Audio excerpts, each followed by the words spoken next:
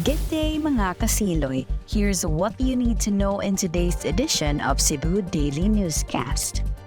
For our top story, students in elementary and high school will have classes on October 31 and November 3, but it won't be face-to-face.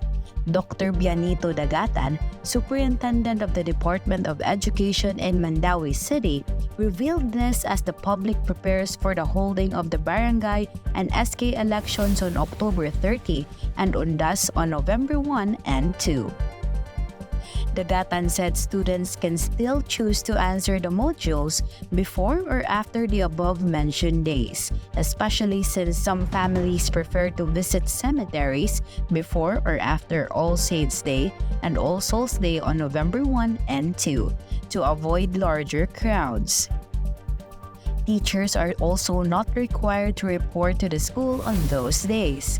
Teachers and students are expected to return to school on November 6. Meanwhile, a drunk man died after he accidentally fell into an underground charcoal oven in Barangay Cayam, San Remigio, Cebu, early Thursday morning. The victim was identified as 68-year-old Rodolfo Castillo Baril, a charcoal maker and a resident of the barangay.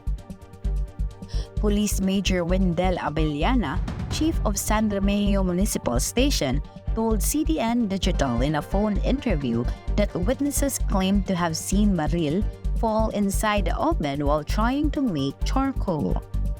He added that some of the victim's neighbors tried to rescue Baril but failed due to the flames. In other news, at least 22 people were killed and many more were injured in shootings in the city of Lewiston, Maine, city officials reported. Overwhelming local hospitals with gunshot victims. City Councilor Robert McCarthy told CNN that the death toll had risen to 22 in the shooting spree that took place at a bowling alley and also at least one other location, a local restaurant and bar, according to media.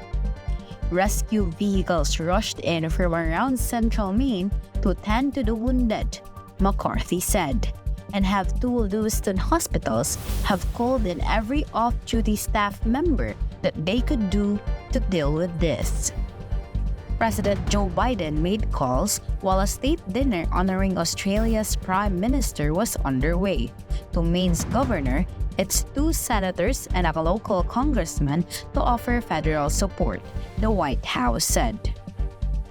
Finally, in the world of beauty pageants, the Miss International pageant has crowned its 61st queen, Andrea Rubio from Venezuela, who bested 69 other women from all over the world, including the Philippines' Nicole Borromeo, in ceremonies held in Tokyo on October 26.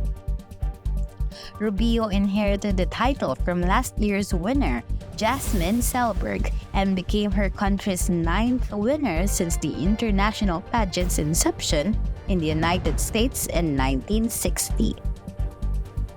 Aside from Borromeo, who hails from Cebu, those who made up the new Queen's Court are first runner-up Sofia Oslo Luna of Colombia, second runner-up Camila Diaz of Peru, and fourth runner-up Vanessa Hayes of Bolivia.